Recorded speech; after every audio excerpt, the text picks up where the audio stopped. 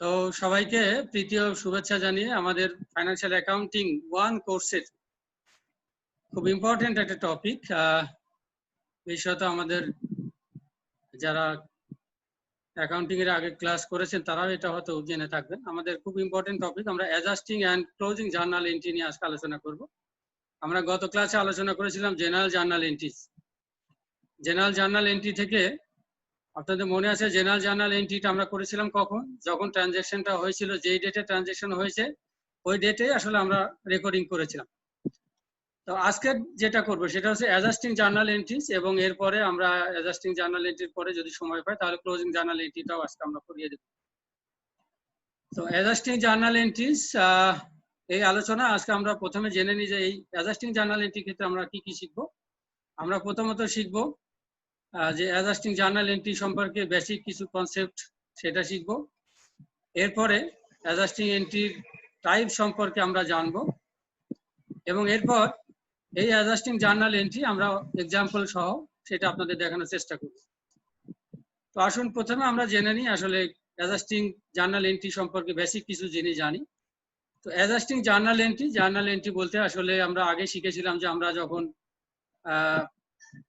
Transaction গুলোকে record করবো, but মনে রাখবেন আমরা adjusting journal entry general journal entry করেছিলাম যে ডেটে ট্রানজ্যাকশন হয়েছে সেই ডেটে, আর অ্যাডজাস্টিং জার্নাল এন্ট্রি করবো আমাদের অ্যাকাউন্টিং পিরিয়ড শেষে।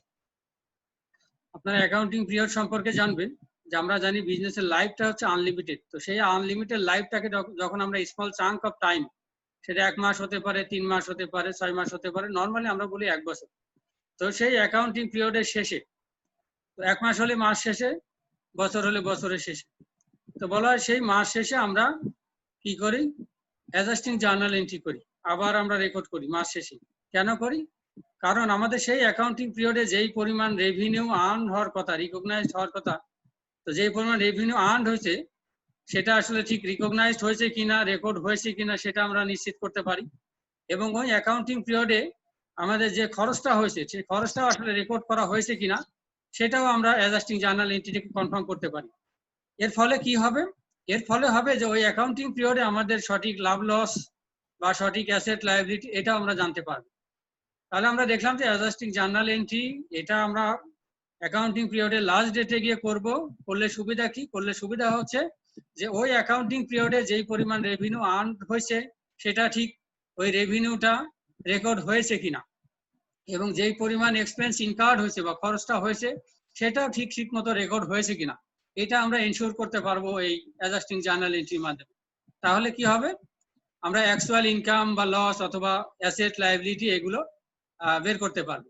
তো আমরা এই আলোচনায় বুঝতে পারলাম যে আসলে আমাদের অ্যাডজাস্টিং জার্নাল এন্ট্রির মাধ্যমে আমরা কারেক্ট অ্যান্ড ডিটেইল বা আপ টু ডেট একটা অ্যামাউন্ট জানতে পারবো, অ্যাসেট লায়াবিলিটি বা ওনার সিকিউরিটি, অথবা আমরা বলতে পারি রেভিনিউ এক্সপেন্স, এগুলোর কারেক্ট এবং আপ টু ডেট ইনফরমেশন জানতে পারবো। কারণ আমরা জার্নাল থেকে যে লেজার করি এবং লেজার থেকে যে ট্রায়াল ব্যালেন্স করি, আপনারা জানেন সেই ট্রায়াল ব্যালেন্সটা আসলে আনঅ্যাডজাস্টেড। সেই ট্রায়াল ব্যালেন্সটা আসলে আমরা বলি যে কমপ্লিট বা আপ টু ডেট ইনফরমেশন দিতে পারে না। আমরা ট্রায়াল ব্যালেন্সটা করে থাকি অ্যাকাউন্টিং পিরিয়ডে লাস্ট ডেটে, এটা কিছুক্ষণ আগে বলছিলাম, বাট সেই ট্রায়াল ব্যালেন্সটা আনঅ্যাডজাস্টেড থাকে। আনঅ্যাডজাস্টেড থাকে কারণ সেই ট্রায়াল ব্যালেন্সে এমন কিছু আইটেম থাকে, আপনারা জানেন যে কিছু ইভেন্ট আছে যে ইভেন্টগুলো আসলে আমরা ডেইলি রেকর্ড করা হয় না। তো ডেইলি রেকর্ড করা সেটা, যেমন আমরা বলি যে ধরুন আমরা যদি যেমন সাপ্লাইজ, আমরা স্টেশনারি যেটা যখন ইউজ করি, তো ইউজ করলে তো প্রতিদিনই এক্সপায়ার্ড হতে থাকে। অথবা আমরা যদি এমপ্লয়ীদের যে ওয়েজেস দিই সেটা তো ডেইলি ইচ্ছা করলে ডেইলিও রেকর্ড করা যায়, কিন্তু আমরা কি করি সেটা ডেইলি রেকর্ড করি না। তো ডেইলি রেকর্ড না করে আমরা কি করি? অ্যাকাউন্টিং পিরিয়ডে লাস্ট ডেটে গিয়ে করি, অথবা শুরুতেই যদি আমরা ওয়েজেস দিয়ে দিই তাহলে শুরুতেই করি। তো বলা হচ্ছে এটার কারণে আমরা যে ট্রায়াল ব্যালেন্স করি সেখান থেকে আসলে আপ টু ডেট এবং কমপ্লিট পিকচার পাওয়া যায়। তারপর হয় যে এমন কিছু এক্সপেন্স আছে, এমন কিছু কস্ট আছে সেটাও আসলে ডেইলি আমরা রেকর্ড করি না। যেমন আমরা বলি যে রেন্ট যদি শুরুতেই দিয়ে দিই 3 মাসের, আমরা কিন্তু তখনই রেকর্ড করতেছি। তো আমরা যে রেন্ট দিয়ে দিলাম সেই রেন্ট তো প্রতিদিনই এক্সপায়ার্ড হতে থাকে, সার্ভিস যখনই নিচ্ছি তখনই এক্সপায়ার্ড হতে থাকে, তারপরেও আমরা কিন্তু প্রতিদিন কিন্তু সেটা রেকর্ড করি না। এরপর আরো কিছু আইটেম আছে, যেমন আমরা ধরুন সার্ভিস নিয়েছি, কিন্তু যেমন গ্যাস ইউজ করেছি বা বিদ্যুতের সার্ভিসটা নিয়েছি, বিদ্যুৎ বা ওয়াটার, আমরা পানিও ইউজ করে ফেলেছি, কিন্তু ওয়াসা থেকে, ডেসা থেকে, বিদ্যুৎ অফিস থেকে কিন্তু বিল না আসা পর্যন্ত সেটাও কিন্তু আমরা রেকর্ড করি না, সার্ভিস কিন্তু নিয়ে নিয়েছি। তো বলা হয়েছে এই কারণে আমরা যে ট্রায়াল ব্যালেন্সটা করি সেটা হচ্ছে আনঅ্যাডজাস্টেড, যেটা নিয়ে কথা বলছিলাম। তাহলে আমরা দেখলাম যে আসলে আমাদের যে ট্রায়াল ব্যালেন্স আমরা করি সেটা আনঅ্যাডজাস্টেড ট্রায়াল ব্যালেন্স, সেটা দিয়ে কমপ্লিট বা আপ টু ডেট বা অ্যাকুরেট ফিগার পাওয়া যায় না। এই জন্য আমাদেরকে অ্যাডজাস্টিং জার্নাল এন্ট্রি করতে হয়। অ্যাডজাস্টিং জার্নাল এন্ট্রি আমরা করি এবং বলা হয় যে যেই অ্যাকাউন্টিং পিরিয়ডের জন্য আপনি ফাইন্যান্সিয়াল স্টেটমেন্ট করবেন, সেটা ইনকাম স্টেটমেন্ট হোক অথবা ব্যালেন্স শিট হোক, আপনাকে অবশ্যই সেই অ্যাকাউন্টিং পিরিয়ডের অ্যাডজাস্টিং জার্নাল এন্ট্রি করতেই হবে। আদারওয়াইজ আপনি ওই অ্যাকাউন্টিং পিরিয়ডের সঠিক লাভ লস অ্যাসেট লাইবিলিটি এগুলো জানতে পারবেন না। এখন আমরা জানি আমাদের সেকেন্ড টপিক যেটা ছিল সেটা হচ্ছে যে টাইপস অফ অ্যাডজাস্টিং এন্ট্রি। তো টাইপস অফ অ্যাডজাস্টিং এন্ট্রি এটা আসলে দুই ধরনের। আমরা জানি আসলে অ্যাডজাস্টিং এন্ট্রি আমরা করি, আমি কিছুক্ষণ পর আরো কথা বলছি, এটাতে বুঝবেন ভালো। অ্যাডজাস্টিং জার্নাল এন্ট্রি, অ্যাডজাস্টিং আমরা যেমন করি কি, যখন মাল বিক্রি করি বা যখন মাল কিনি বাকিতে কিনলে তখন কিন্তু আমরা লিখে রাখি। তারপরে বছর শেষে বা মাস শেষে, বছর শেষে নর্মালি আমরা বলি আমরা যখন হালখাতা করি তখন কিন্তু আবার লিখে রাখা হয়। তার মানে কি, আপনি একবার লিখলেন যখন বিক্রি করতেছেন তখন লিখে রাখলেন, আবার কাস্টমার যখন হালখাতার সময় আপনাকে টাকা দিয়ে যাচ্ছে তখনও কিন্তু আবার লিখছেন। তার মানে কি, এই যে পরে যখন লিখতেছেন তখন আপনি 10,000 টাকা পাবেন, 8,000 টাকা আপনার কাস্টমার দিয়ে দিল, এই 8,000 টাকা আপনি কি করতেছেন না 10,000 থেকে মাইনাস করতেছেন। এইটাকে এই যে 8,000 আবার লিখে রাখলেন, এই 8,000 আবার লিখে রাখা আবার রেকর্ড করাটাকে আমরা আসলে এখানে বলছি অ্যাডজাস্টিং জার্নাল এন্ট্রি। এটা যদি আমরা না করি তাহলে তো কাস্টমারের কাছে বছর শেষে তাও বলবো যে 10,000 টাকা পায়, আসলে তো 10,000 টাকা পান না, 8,000 টাকা তো কাস্টমার দিয়ে দিচ্ছে। এই জন্য ঠিক একইভাবে আমরা যদি মনে করি যে আমাদের ধরুন মিমের বিয়ের কথা যদি চিন্তা করি, মিমের যখন বিয়ে হবে তখন মুরব্বীরা একবার বসবেন, তখন কিন্তু রেকর্ড করাই হবে। তো তারপরে মিম যদি মিমের হাজবেন্ডের সাথে যদি গ্যাঞ্জাম লাগায় তখন কিন্তু আবার বসতে পারবে। তার মানে কি, মিমের হাজবেন্ডের সাথে মিমের অ্যাডজাস্ট হচ্ছে না, সেই জন্য আবার রেকর্ড। তো ঠিক একইভাবে আপনার ইয়াসিন সাহেবের যদি শার্ট বানান, শার্ট বানানোর সময় যেদিন বানাবেন ওই দিন রেকর্ড হবে, সেলাই হবে, এটা নর্মাল। তারপরে ওনার গায়ে যদি ফিট না করে পরবর্তীতে অ্যাডজাস্ট করার জন্য হয় তালি দিতে হবে, অথবা দেখবেন যে শার্টটা কেটে নিয়ে তালি দিয়ে অথবা বাড়তি যতটুকু সেটা আবার ফেলে দিতে হবে। তো এই যে বাড়তি বা ঘাটতিটুকুই আসলে আমরা অ্যাডজাস্ট করি। তো এখানেও তাই, আমরা যে ডেটে ট্রানজাকশন হবে সেই ডেটে রেকর্ড করবো। এরপরে আবার যখন একটা অ্যাকাউন্টিং পিরিয়ড শেষে আমরা যখন দেখবো যে এখানে কিছু যে টাইপ গুলো বলছি সেটা হচ্ছে আমাদের কিছু প্রিপেমেন্ট অথবা পোস্ট পেমেন্ট থাকবে, সেটাকে আসলে আমরা অ্যাডজাস্ট করব। তো প্রিপেমেন্টের মধ্যে প্রথমে যেটা আছে সেটার মধ্যে আমরা বলি প্রিপেইড এক্সপেন্স, যেটা আমরা গত ক্লাসেও বলেছিলাম যে প্রিপেইড এক্সপেন্স অর্থাৎ আমরা ক্যাশ অ্যাডভান্স পে করবো। প্রিপেইড সবাই বুঝে, প্রিপেইড মোবাইল ফোন যেহেতু কার্ড ইউজ করেন সবাই বুঝেন যে অ্যাডভান্স পেমেন্ট। এখানে আসলে আমরা কি করি, এখানে ক্যাশ অ্যাডভান্স পে করে দেই আর অ্যাসেট হিসেবে দেখায়, এটার বেনিফিটটা পাবো পরে। তো এটা আসলে এক্সপেন্স লেখা থাকলে এটা কিন্তু এক্সপেন্স না, এটা অ্যাসেট। এটা গত ক্লাসে বলেছিলাম, যে ওই যে বলছিলাম যে শেষের কবিতা আসলে কবিতা না, এই কথাগুলো বলছিলাম এই সময়। তো তাহলে আমরা দেখলাম এর মধ্যে কি হবে, অ্যাডভান্স যদি আমরা টাকা পে করি সার্ভিস পরে পাবো অ্যাসেট হিসেবে রেকর্ড করি, তাহলে আমরা যখন সার্ভিস পেয়ে যাব তখন কিন্তু আমাদেরকে আবার অ্যাডজাস্ট করতে হবে, যেহেতু আমরা অ্যাডভান্স টাকা দিয়েছি। ঠিক একইভাবে আমরা যদি অ্যাডভান্স টাকা নেই, এটা আমি ডিটেলস পরে আলোচনা করছি, অ্যাডভান্স যদি টাকা নেই তো তাহলে আমি কিন্তু সার্ভিস দেইনি, এখন তো সার্ভিস আমাকে দিতে হবে, যেহেতু অ্যাডভান্স টাকা নিয়েছি সার্ভিস পরে দিতে হবে, তো সেই জন্য সেটা আবার হবে লায়াবিলিটি। তো এটাও যখন আমি সার্ভিস পরে দিয়ে দেবো তখনও কিন্তু আমার লায়াবিলিটি কমে যাবে, মানে তখন আমাকে অ্যাডজাস্ট করতে হবে। ঠিক একইভাবে এটা তাহলে আমরা কিছুক্ষণ আগে যেটা দেখলাম সেটা হচ্ছে যদি অ্যাডভান্স টাকা নেই অথবা অ্যাডভান্স টাকা যদি দেই তাহলে সেটা হচ্ছে প্রিপেমেন্ট, সেটা অ্যাডভান্স পেমেন্ট হতে পারে, অ্যাডভান্স রিসিপ্ট হতে পারে। আরটা হচ্ছে পোস্ট পেমেন্ট বা যেটা আমরা অ্যাক্রুয়ালস বলি। পোস্ট পেমেন্ট বলতে যে এমন হয় যে অ্যাক্রুড রেভিনিউজ, আপনি বাকিতে যদি সেল করেন তার মানে কি, বাকিতে সেল করলে আপনি টাকা পাবেন ভবিষ্যতে, তার মানে আপনার রেভিনিউটা অ্যাক্রুড হয়েছে।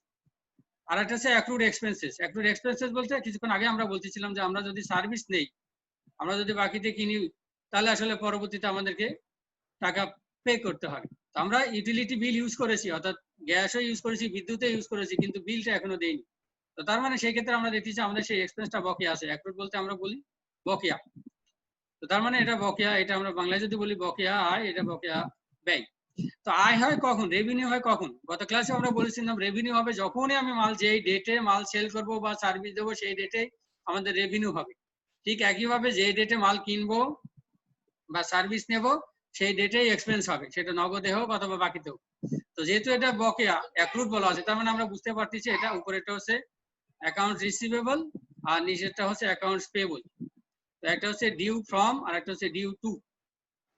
তো ডিউ ফ্রম বলতে উপরে একটা ডিউ ফ্রম আর এটা হচ্ছে ডিউ টু। ফ্রম বলতে কাস্টমারদের কাছে পাবো। এখন আসুন আমরা এটা যদি ডিটেইলস আলোচনা করি। প্রথমে যেটা আলোচনা করতেছিলাম প্রিপেইড এক্সপেন্সেস। তো প্রিপেইড এক্সপেন্সেস যদি আমরা বলি, এটা প্রিপেইড রেন্ট হতে পারে, স্যালারি হতে পারে, সাপ্লাই হতে পারে, অ্যাডভার্টাইজিং হতে পারে। গত ক্লাসে আমরা বলছিলাম প্রিপেইড ইন্স্যুরেন্স, যেটা অর্থাৎ প্রিমিয়াম যদি অ্যাডভান্স দেয় তাহলে সেই ক্ষেত্রেও আমরা প্রিপেইড বলি। তো এই প্রিপেমেন্টটা আমরা এর আগে বলেছিলাম যে আমরা এই প্রিপেমেন্টটা এক্সপায়ার্ড হয় প্যাসেজ অফ টাইম অথবা কনজাম্পশন বা ইউজের সাথে এটা এক্সপায়ার্ড হতে থাকে।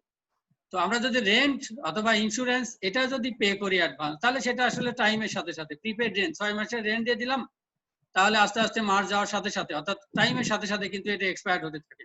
1 মাস চলে গেল, তো 60,000 টাকা 6 মাসে দিলে 1 মাসে 10,000 টাকা কিন্তু এক্সপায়ার্ড হয়ে গেল। আবার যেটা অ্যাজাম্পশন হয় কনজাম্পশন বা ইউজের সাথে যেটা, সেটা আমরা নরমালি বলে থাকি যে ম্যাটেরিয়াল, যেটা আমরা সাপ্লাইজের কথা বলি, যে এটা ইউজের সাথে সাথে এক্সপায়ার্ড হতে থাকে। তো এই প্রিপেড এক্সপেন্স যখন আমরা বলছি যে অ্যাডজাস্টিং জার্নাল এন্ট্রি করব, প্রিপেড এক্সপেন্সটাকে বলছিলাম অ্যাসেট। তো যখন আমরা অ্যাডজাস্ট করব স্বাভাবিকভাবে তখন আমাদের অ্যাসেট কমে যায়, এক্সপেন্স হয়ে যাবে। অ্যাসেটটা যখন এক্সপায়ার্ড হয়ে যাবে তখন এক্সপেন্স হয়ে যায়। অ্যাসেট থেকে যখন আমরা বেনিফিট নিয়ে নিই তখন এক্সপেন্স হয়ে যায়। বিষয়টা উদাহরণ দিলে আরো পরিষ্কার হবে, একটু খেয়াল করে দেখুন। এবং আমরা যদি একটা উদাহরণ দেই, যে সাপ্লাইজের উদাহরণ দিই তাহলে বুঝবেন। সাপ্লাইজ বলতে অফিস সাপ্লাইজ, আমরা যে ডাস্টার, পেন, খাম, তারপরে গ্রাফ পেপার, এগুলো যেগুলো ইউজ করি এগুলোকে আমরা বলে থাকি এগুলো সব অফিস সাপ্লাইজ। আলপিন, এই জিনিসগুলোকে বলে আমরা অফিস সাপ্লাইজ। তো বলা হচ্ছে কোন একটা অর্গানাইজেশন, নাম ধরুন নাহিদ অ্যাডভার্টাইজিং এজেন্সি। এখন নাহিদ অ্যাডভার্টাইজিং এজেন্সি তারা কি করেছে, অক্টোবরের 5 তারিখে 2016 সালের অক্টোবরের 5 তারিখে 25,000 টাকার অ্যাডভার্টাইজিং সাপ্লাইজ কিনছে। তো আমরা জেনারেল জার্নাল এন্ট্রি কয় তারিখে করব, অক্টোবরের 5 তারিখে। অক্টোবরের 5 তারিখে কিন্তু আমরা কিভাবে রেকর্ড করতাম, যে এটা কিনেছি আমরা 2,500 টাকা দিয়ে। তার মানে আমরা সেখানে লিখে রাখতাম যে অ্যাডভার্টাইজিং সাপ্লাইজ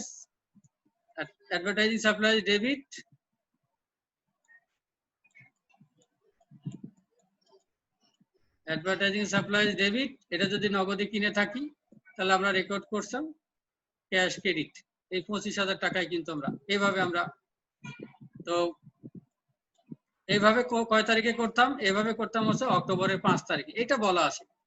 এখন প্রশ্ন হচ্ছে আমাদের এখানে অ্যাকাউন্টিং পিরিয়ড হচ্ছে শুধু অক্টোবর মাস, তাহলে অক্টোবর মাস যখন শেষ হয়ে যাবে, একটু খেয়াল করে দেখুন, অক্টোবর মাস শেষ হয়ে গেছে যখন, অক্টোবর মাসের 31 তারিখে গিয়ে দেখা গেল যে অক্টোবর মাসের 31 তারিখে গিয়ে দেখা গেল যে এই সাপ্লাইজ, অফিস সাপ্লাই, সেটা আছে আর 10,000 টাকা।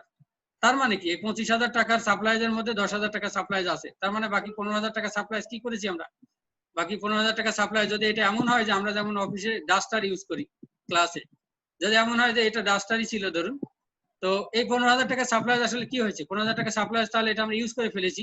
কিছুক্ষণ আগে বললাম যেটা আমরা ইউজ করে ফেলবো, যত টাকার বেনিফিট নিয়ে ফেলবো সেটাই এক্সপেন্স।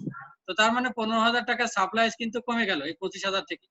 তো এই যে 25,000, এখানে তাহলে আমরা অ্যাডভার্টাইজিং সাপ্লাইজ 25,000 থেকে ডেবিট করছিলাম, তার মানে 31 তারিখে গিয়ে, অক্টোবরের 31 তারিখে গিয়ে এই অ্যাডভার্টাইজিং সাপ্লাইজ কিন্তু আর 25,000 থাকলো না। এই অ্যাসেট কমলে সেটা হয়ে যাবে ক্রেডিট। আপনাদের মনে আছে অ্যাসেট কমলে ক্রেডিট। তো যেহেতু আমাদের অ্যাসেট কমছে 10,000 টাকার, তো 10,000 টাকার সরি 15,000 টাকার সাপ্লাইজ কমাতে 15,000 টাকাকে আমরা অফিস সাপ্লাইজকে ক্রেডিট করে দিলাম। আর এই 15,000 টাকার অ্যাডভার্টাইজিং সাপ্লাইজ, এটা যেহেতু বেনিফিট পেয়েছি 15,000 টাকার, এই জন্য 15,000 টাকা এটা এক্সপেন্স হয়ে গেল। তাহলে কথাটা আবার বলি যে আমরা 25,000 টাকার অ্যাডভার্টাইজিং সাপ্লাইজ কিনেছিলাম এবং রেকর্ড করেছিলাম, অ্যাডভার্টাইজিং সাপ্লাইজকে ডেবিট করেছিলাম অক্টোবরের 5 তারিখে। ক্যাশে কিনলে ক্যাশকে ক্রেডিট করেছিলাম, বাকি তাহলে অ্যাকাউন্টস পেয়েবল। তো যাই হোক, সেটা তো এখন আর অ্যাকাউন্টস পেয়েবল কি ক্যাশ সেটা ইম্পর্টেন্ট না। বাট 31 তারিখে গিয়ে বলা হচ্ছে যে 10,000 টাকার অফিস সাপ্লাইজ আছে। তার মানে কি 15,000 টাকার অফিস সাপ্লাইজ আমরা ইউজ করে ফেলেছি বা কনজিউম করে ফেলেছি। তো এই 15,000 টাকার অফিস সাপ্লাইজের বেনিফিট আমরা নিয়েছি, তাহলে 15,000 টাকার অফিস সাপ্লাইজ কিন্তু এখন আর আমাদের নেই। তাহলে 15,000 টাকার অফিস সাপ্লাইজ কমে গেছে, এই জন্য অ্যাসেট কমাতে আমরা ক্রেডিট করেছি। আর এই 15,000 টাকা সাপ্লাইজ এটা কমে গিয়ে এটা ইউজ হয়ে গিয়ে সেটাই হচ্ছে এক্সপেন্স হয়েছে। মনে রাখবেন, এক্সপেন্স বলতে বোঝাই আমরা the cost of earning revenue. Revenue earn করতে গিয়ে যেই কস্ট আমরা করি, অথবা বলা হয় যে দ্য এক্সপায়ার্ড কস্ট, যত টাকার কস্ট এক্সপায়ার্ড হয়ে যাবে বা বেনিফিট নেওয়া হবে সেটাকে বলে আমরা এক্সপেন্স। এবং আমরা এর আগের ক্লাসে শিখেছিলাম যে এক্সপেন্সটা হলে সেটা ডেবিট হয়। তো এক্সপেন্স ডেবিট হয়েছে। এখন প্রশ্ন হলো যে আমরা যদি এই অ্যাডজাস্টিং জার্নাল এন্ট্রি না করতাম তাহলে কি হতো? অ্যাডজাস্টিং জার্নাল এন্ট্রি না করলে কি হতো? অ্যাডজাস্টিং জার্নাল এন্ট্রি যদি না করতাম, অর্থাৎ এই 15,000 টাকার অফিস সাপ্লায়ার যে কমে গেছে এটা যদি আমরা রেকর্ড না করতাম, তাহলে আমরা প্রত্যেকটা বুঝতে পারছি কি বলবো।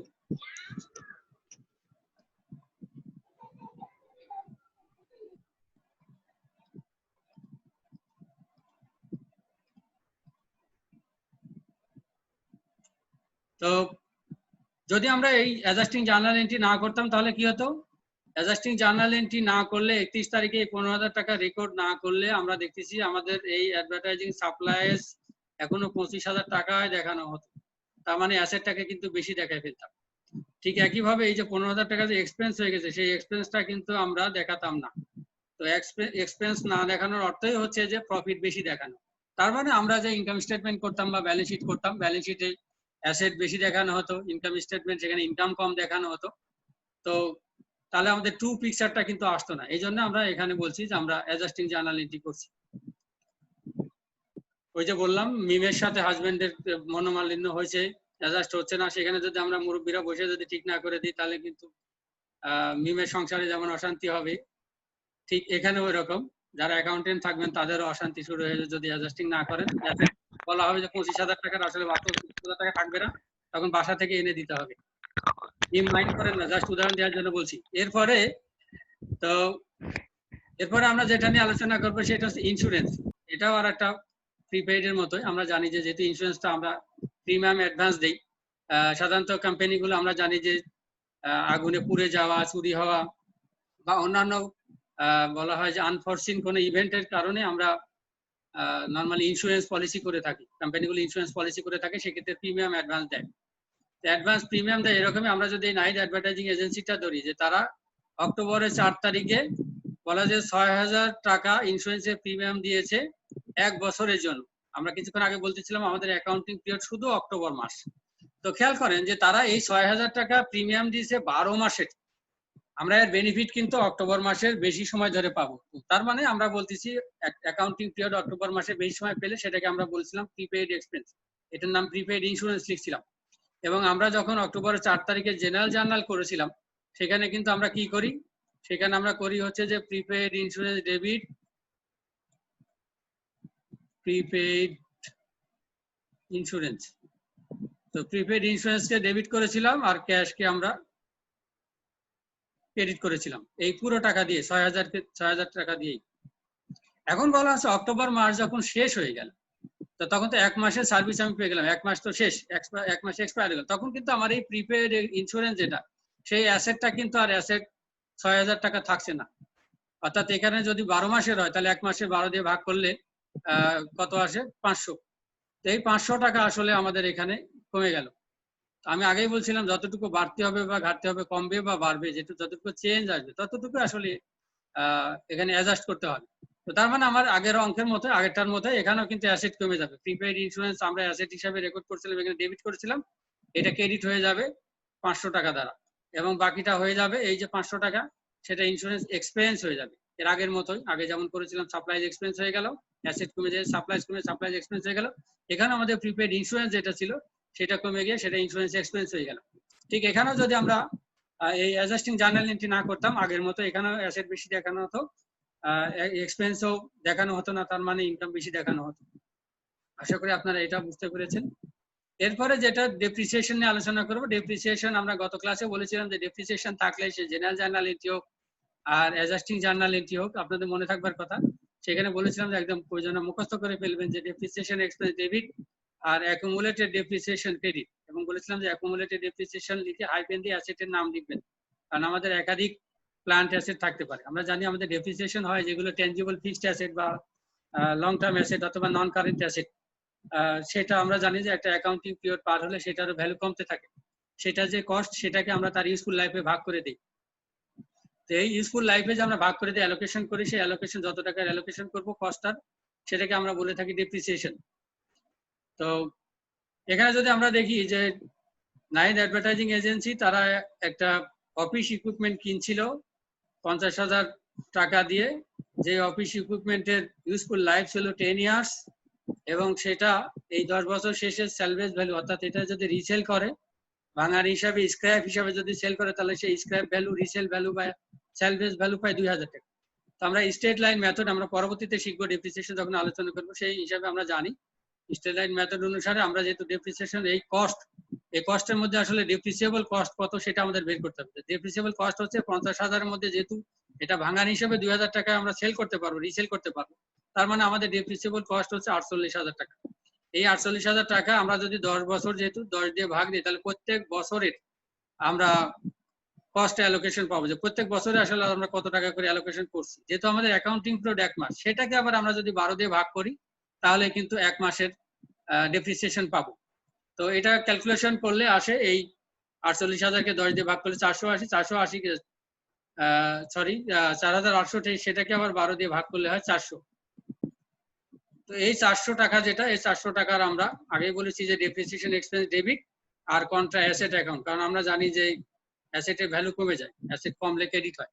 আমরা অ্যাসেটের নাম না লিখে এখানে একটা ফান্ড ক্রিয়েট করি, সেটা বলে অ্যাকুমুলেটেড ডেপ্রিসিয়েশন, যেটা কন্ট্রা অ্যাসেট অ্যাকাউন্ট বলা হয়, অ্যাসেটের উল্টোটা।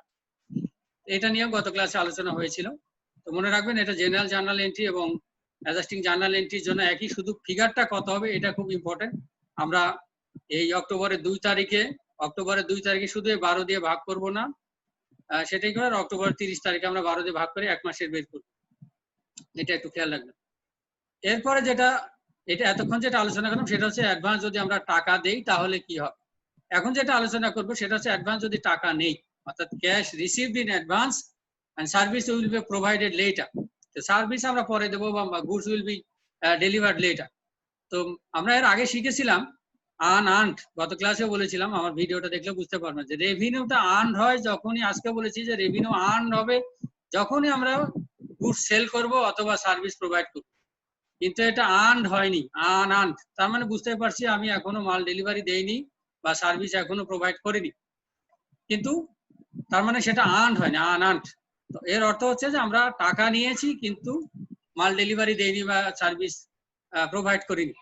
তো এটা অনেক সময় হয়, আমি গত ক্লাসে যেমন বলতেছিলাম যে যদি লটারি ক্ষেত্রে হয়, এবং এমনও বলছিলাম যে অ্যামিউজিং পার্ক যেগুলো আছে, বিনোদন পার্ক, সেই ক্ষেত্রে হয়। আপনারা জানেন যে অনেক সময় যে আপনারা কোনো ম্যাগাজিনের যদি সাবস্ক্রাইবার হন, তাহলে 2 বছরের একবার সাবস্ক্রিপশন চাঁদা আপনি একবারে দিয়ে দিচ্ছেন। তার মানে কি, যে পত্রিকা অফিস থেকে ম্যাগাজিন অফিসকে দিচ্ছেন, তারা কি হচ্ছে অ্যাডভান্স টাকা আপনার কাছ থেকে নিয়ে নিচ্ছে। ভাড়ার অ্যাডভান্স আমরা অনেক সময় 6 মাসে দিয়ে দিই, 2 মাসে দিয়ে দিই।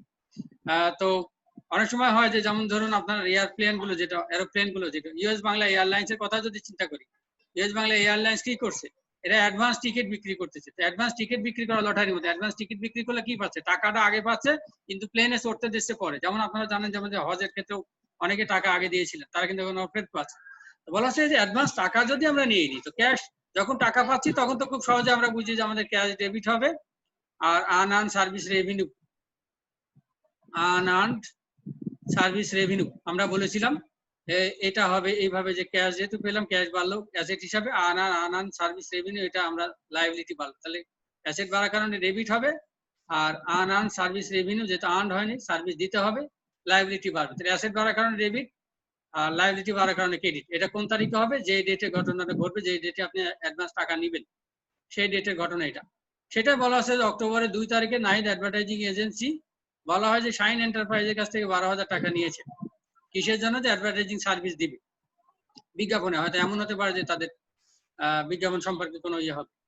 তো বলা হচ্ছে যে সার্ভিসটা কমপ্লিট হবে ডিসেম্বরের 31 তারিখের মধ্যে। তার মানে আমরা বুঝতেছি যে 3 মাসের আসলে এখানে অ্যাডভান্স নিয়েছে, অর্থাৎ এই অক্টোবরে যে টাকাটা নিয়েছেন সেটা কিন্তু আপনাকে ডিসেম্বর পর্যন্ত আপনাকে সার্ভিস দিতে হবে, 3 মাস ধরে সার্ভিস দিতে হবে।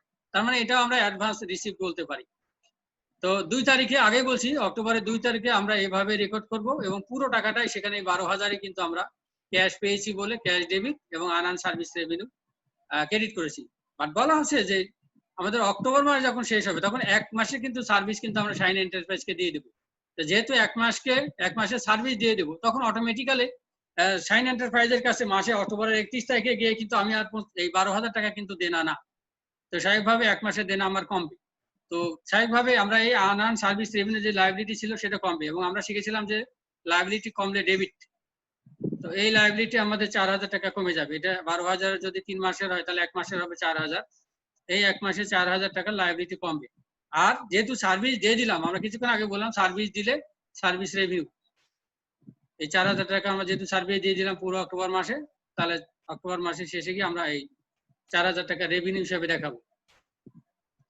তো তাহলে খুব সহজে আমরা বুঝলাম, আগে যতগুলো দেখেছিলাম সেখানে অ্যাসেট কমে এক্সপেন্স হয়, আর এখানে আমরা দেখতেছি লায়াবিলিটি কমে রেভিনিউ হয়ে যাচ্ছে। তো এখানে যদি বলি যে আমরা যদি এটা রেকর্ড না করতাম, অর্থাৎ এই অ্যাডজাস্টিং জার্নাল এন্ট্রি যদি না করতাম, এই 4,000 টাকা যদি রেকর্ড না করতাম, তাহলে 4,000 টাকা রেকর্ড না করলে কি হতো? আমরা আসলে এখানে তো লায়াবিলিটি কমায় দেখালাম, তার মানে রেকর্ড না করলে লায়াবিলিটি কম দেখানো হতো, লায়াবিলিটি বেশি দেখানো হতো। আবার এখানে রেভিনিউ আপনি দেখায় দিলেন, তার মানে আপনার 4,000 টাকা রেভিনিউ দেখানো হতো না, মানে কম দেখানো হতো। রেভিনিউ কম দেখানোর অর্থ হচ্ছে ইনকাম কম হয়ে যেত। আবার এখানে লায়াবিলিটিটাও 4,000 টাকা আমরা না কমায় দেখালে লায়াবিলিটি বেশি দেখানো হতো। তার মানে আমাদের এখানে আসলে ব্যালেন্স শিট এবং ইনকাম স্টেটমেন্টে আসলে আমরা কমপ্লিট কোনো ফিগার পেতাম না, অ্যাকুরেট আপ টু ডেট কোনো ফিগার পেতাম না। তো এই গেল আমাদের অ্যাডভান্স যদি টাকা নেই বা অ্যাডভান্স যদি টাকা আমরা আগে বলছিলাম প্রিপেড এক্সপেন্স, অ্যাডভান্স যদি টাকা দেই তাহলে কিভাবে রেকর্ড করতে হবে সেটা দেখলাম অ্যাকাউন্টিং পিরিয়ডের লাস্ট ডেট। এখন আমরা যেটা শিখবো সেটা হচ্ছে যদি পরবর্তীতে টাকা পাই বা পরবর্তীতে যদি টাকা আমরা দিতে হয় তাহলে কি হবে। তো তার মধ্যে প্রথমটা আছে অ্যাক্রুড রেভিনিউ। অ্যাক্রুড মানে আগে বলছি, অ্যাক্রুড বলতে আমরা এটার কেউ বলে ডিউ, কেউ বলে আউটস্ট্যান্ডিং, কেউ বলে এরিয়ার, বিভিন্ন নামে বিভিন্ন জায়গায় থাকতে পারে, আপনারা এগুলো জানেন। বাংলায় বলি আমরা বকেয়া।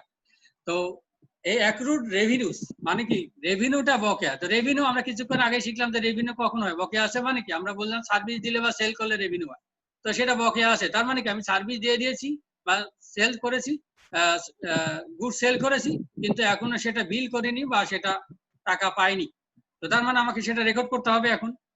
তো এটা যদি আমরা দেখি, একটু খেয়াল করুন। তো বলা হচ্ছে, আমি সরাসরি উদাহরণে চলে যাচ্ছি, বলা হচ্ছে অক্টোবর মাসে নাইট অ্যাডভার্টাইজিং এজেন্সি 2,000 টাকা আর্ন করেছে। আর্ন কিসের জন্য করে? সার্ভিস দেওয়ার কারণে। তো সেটা বলা হচ্ছে যে অক্টোবর মাসে তারা সার্ভিস দিয়ে 2,000 টাকা আর্ন করেছে, কিন্তু সেটা এখনো রেকর্ড করা হয়নি। তো আপনার অক্টোবরের 31 তারিখে এসে তো আপনি রেকর্ড করতেছেন, তো রেকর্ড করে রাখবেন যে টাকা পাবো, অ্যাকাউন্ট রিসিভেবল 2,000 আর সার্ভিস রেভিনিউ 2,000। এটা খুব সহজ জিনিস। এখন বলা হচ্ছে যে এই নভেম্বরের 10 তারিখে গিয়ে যদি আবার দেখা যায় 2,000 টাকা আপনি টাকা পেয়ে গেছেন, ক্যাশ পেয়ে গেছেন, তখন আবার নভেম্বরের 10 তারিখে গিয়ে তাহলে কি রেকর্ড করবেন? ওইটা তো জেনারেল জার্নালের মধ্যে যাবে। তবুও বলেন তখন কি হবে? তখন আপনি ক্যাশ পেয়ে গেলেন, তো ক্যাশ পেলে ক্যাশ ডেবিট, আর স্বাভাবিকভাবেই আপনার যে অ্যাকাউন্ট রিসিভেবল পাওনা টাকা ছিল, এটা আপনারা হোমওয়ার্কে করেছিলেন, এই পাওনা টাকার পরিমাণ অ্যাকাউন্ট রিসিভেবল অ্যাসেটের পরিমাণ কমে গেল। তো তার মানে একটা অ্যাসেট ক্যাশ বাড়লো আর একটা অ্যাসেট অ্যাকাউন্ট রিসিভেবল কমে গেল। এটা আমরা জেনারেল জার্নালে করে থাকি। এরপরে ঠিক একইভাবে আমরা অ্যাক্রুড এক্সপেন্সের কথা যদি বলি, এক্সপেন্সটা আমরা বলেছিলাম যে কিনলে বা সার্ভিস নিলে, বাকিতে সার্ভিস নিলে বা বাকিতে কিনলে বা নগদে কিনলে বা নগদে সার্ভিস নিলে এক্সপেন্স। বাট আমাদের এটা কি বকেয়া, তার মানে বুঝতে হবে যে আমাদের খরচটা বকেয়া রয়েছে, মানে কি আমরা বাকিতে কিনেছি অথবা বাকিতে সার্ভিস নিয়েছি। তো বাকিতে কিনলে বা বাকিতে সার্ভিস নিলে স্বাভাবিকভাবে আমাদের সেটা ডিউ হয়ে থাকবে। ডিউ মানে কি, due to home, due to creditors আর due to suppliers.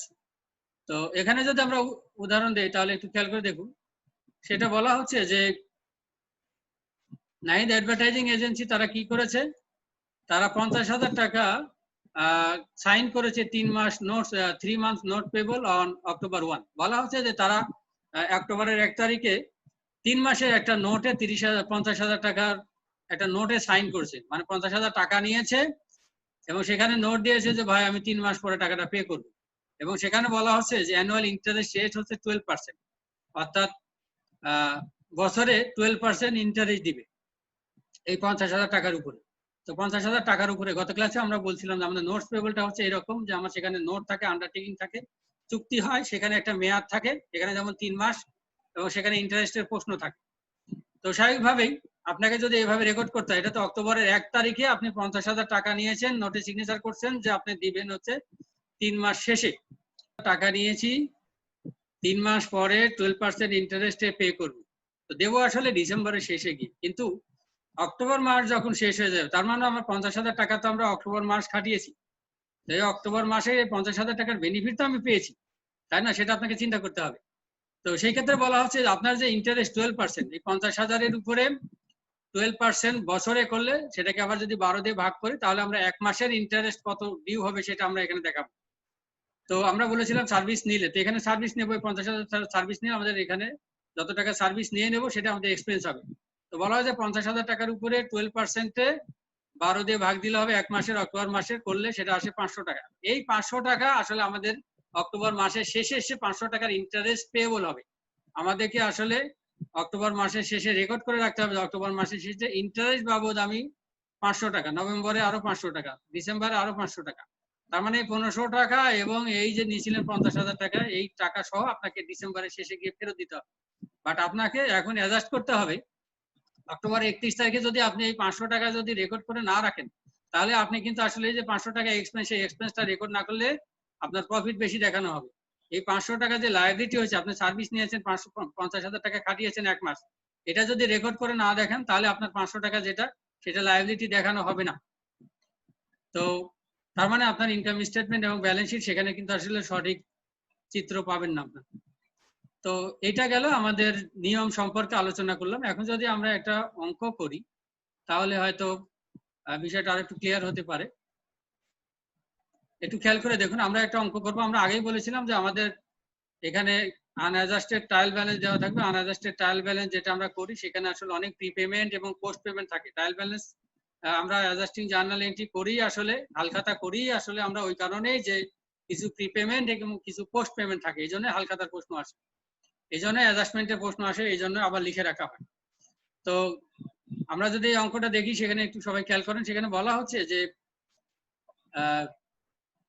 City real estate farm তাদের পার্সিয়াল কি বলা হয় যে ট্রায়াল ব্যালেন্স দেওয়া আছে, অর্থাৎ কিছু অ্যাকাউন্টের ব্যালেন্স দেওয়া আছে। এর মধ্যে প্রিপেড ইন্স্যুরেন্স আমরা বুঝতেই পারতেছি, প্রিপেড ইন্স্যুরেন্স মানে এটা অ্যাডজাস্ট করতে হবে, এই অ্যামাউন্ট ঠিক নেই। তারপর বলা হচ্ছে সাপ্লাইজ অন হ্যান্ড 7,500, ওকে ঠিক আছে। এরপর অফিস ইকুইপমেন্ট, আমরা জানি office equipment tangible fixed asset, এটাও ডেপ্রিসিয়েশন চার্জ করতে হবে, এটা ইউজ করার কারণে এটাও চেঞ্জ হয়ে যাবে। এরপর বলছে আনআর্ন রেন্টাল ফি, অর্থাৎ ভাড়া দিয়েছে সেখান থেকে আনআর্ন রেন্টাল ফি, অর্থাৎ সার্ভিস দেয়নি কিন্তু টাকা অ্যাডভান্স নিয়েছে রেন্ট বাবদ, সেখানে 30,000 টাকা দেখাইছে। তো এটা আমরা আসলে যে ডেটে ঘটনা ঘটছে সেটা দিয়ে জার্নাল করেছিলাম, তারপর লেজার করে ট্রায়াল ব্যালেন্স করেছি, আমরা এগুলো সবই অ্যাডজাস্ট করতে হবে। এরপর বলে স্যালারিজ এক্সপেন্স, এটার অ্যাডজাস্টমেন্টের প্রশ্ন নেই। এরপর রেন্টাল ফিজ আর্নড, এটাও অ্যাডজাস্টমেন্টের প্রশ্ন নেই। তার মানে আমরা বুঝতে পারলাম যে আমাদের এই জিনিসটাও অ্যাডজাস্ট করতে হবে, আমরা যা শিখলাম। অফিস ইকুইপমেন্ট, এখানেও ডেপ্রিসিয়েশন চার্জ করতে হবে, আর আনআর্ন রেন্টাল ফি এগুলো আমাদের আসলে এখানে অ্যাডজাস্ট করতে হবে। তো আমাদের এই সম্পর্কে কিছু ইনফরমেশন, এডিশনাল কিছু ইনফরমেশন দেওয়া আছে, সেটা দেখলে আমরা অ্যাডজাস্ট করতে পারবো আসলে কি হয়েছে। প্রথম যেটা বলা হচ্ছে সেটা হচ্ছে যে প্রিপেড ইন্স্যুরেন্স যেটা দেওয়া আছে $27,000, এই $27,000 এটা দেওয়া আছে 3 মাসের। আপনার খেয়াল করে দেখুন এখানে আমাদের জানুয়ারি মাসের 31 তারিখের এই ফিগারটা দেওয়া আছে, তার মানে আমরা বুঝতে পারছি যে আমাদের অ্যাকাউন্টিং পিরিয়ড শুধু 1 মাস। এই যে যদি ডিসেম্বরে 31 থাকতো আমরা তখন হয়তো বুঝতাম যে বছরের বোধহয়, যদি কিছু বলা না থাকতো। যেহেতু 1 মাসের, ডিসেম্বর বাদে অন্য যে কোনো মাসে শুধু এরকম বলা থাকলে আমরা ধরে নেবো 1 মাসের। তো এটা আসলে 27,000 টাকা আমরা এই অ্যাডভান্স পে করেছি, প্রিমিয়াম দিয়েছি 3 বছরের বলতে 36 মাসের। আপনাদের বোঝার কথা, আমরা 36 মাসের প্রিমিয়াম দিয়েছি, বাট আমরা অ্যাডজাস্ট করবো 31 জানুয়ারির 31 তারিখে গিয়ে। তো এটা হয়তো এমন হতে পারে যে জানুয়ারির 1 তারিখে দিয়ে দিয়েছি, জানুয়ারির 1 তারিখে আমরা এখানে রেকর্ড করেছিলাম যে prepaid insurance debit cash credit, আপনাদের মনে থাকবার কথা। এখন জানুয়ারি 31 তারিখে গিয়ে আমরা 1 মাসে কতটুকু বেনিফিট পেলাম, 1 মাসে কতটুকু এক্সপায়ার হলো সেটা আমরা পে করবো। তো সেই ক্ষেত্রে আমাদের এই প্রিপেড ইন্স্যুরেন্স এই অ্যাসেটটা কিন্তু কমে যাবে, আমরা কিছুক্ষণ আগে আলোচনা করতেছিলাম। তো প্রিপেড ইন্স্যুরেন্স কমে যাবে। তো বলা হচ্ছে $27,000 টাকা, $27,000 এটা যদি 36 মাসের হয় তাহলে 36 দিয়ে ভাগ দিলে 1 মাসে হবে $750। তো তার মানে আমার প্রিপেড ইন্স্যুরেন্স $750 কমে যাবে, অ্যাসেট কমে হয়ে গেল ক্রেডিট, আর অ্যাসেটের বেনিফিট পেয়ে গেলাম আমরা, যেন সেটা এক্সপেন্স হয়ে গেল। তো অ্যাসেট কমে যায়, এখানে অ্যাসেটের এক্সপায়ার্ড হয়ে গিয়ে সেটা এক্সপেন্স হয়ে গেল কিছুক্ষণ আগে। তাহলে ইন্স্যুরেন্স এক্সপেন্স ডেবিট আর প্রিপেড ইন্স্যুরেন্স ক্রেডিট, তার মানে আমাদের এখানে এক্সপেন্স বাড়লো আর অ্যাসেট কমলো ওই মাসে, পুরো জানুয়ারি মাসে। তো সেটা আমরা রেকর্ড করে রাখবো, এক্সপ্লানেশন লিখবো যে আমাদের আসলে ইন্স্যুরেন্স প্রিমিয়াম যেটা সেটা এক্সপায়ার্ড হয়েছে, মান্থলি যে এক্সপায়ার্ড হয় সেটা আমরা এখানে রেকর্ড করলাম, সেটা এক্সপ্লানেশনে বলে দিবেন যে two record expired insurance premium. এরপরে বিতে যেটা বলা আছে সেটা বলা হচ্ছে যে 4,500 সাপ্লাইজ অফ $4,500 ওয়ার হ্যান্ড আপনাদের মনে আছে দেখেন, আমরা জানুয়ারিতে এখানে বলছিলাম যে সাপ্লাই 7,500 আছে। এই অন হ্যান্ড কথাটা আমরা হয়তো লিখি না, আমরা শুধু সাপ্লাই লিখি যে সাপ্লাই ডেবিট ক্যাশ ক্রেডিট এরকম। বাট এখানে তাদের বলা আছে, এটা তারা প্র্যাকটিস করলে আমরা সেটা আমরা লিখতে বাধ্য, আমাদেরকে লিখতে হয়। তো বলা হচ্ছে এখানে আমরা ট্রায়াল ব্যালেন্সে দেখাচ্ছি 7,500 টাকা সাপ্লাই আছে। কিসের জন্য? আমরা 7,500 টাকা সাপ্লাই কিনেছিলাম, এই জন্য 7,500কে আমরা লেজারেও দেখাবো, ট্রায়াল ব্যালেন্সে দেখাবো। কিন্তু বাস্তবে বলা হচ্ছে যে 31 তারিখে আসলে আছে কত, $4,500 সাপ্লাই আছে। তার মানে আমরা 7,500 থেকে 4,500 অর্থাৎ $3,000 সাপ্লাই আমরা আসলে ইউজ করে ফেলেছি।